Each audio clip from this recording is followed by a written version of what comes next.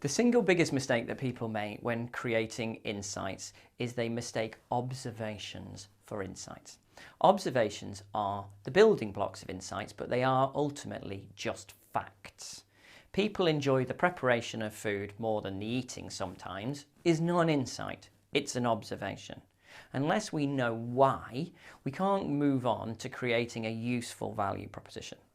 I went to see a customer once who told me they had an insight that people buy less wallpaper paste during a recession. And when I asked them why that was, they said probably because they have less money.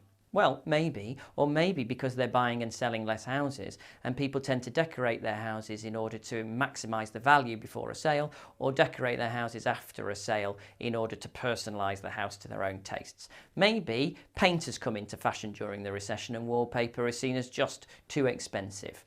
Ultimately, someone may have created wallpaper with a self-adhesive backing and now you don't need wallpaper paste at all. The truth is, the first piece of information was just an observation, and we need to do a process to synthesize the observation into insight by adding the motivation and desired outcome that hides behind that piece of data. And how do we do that?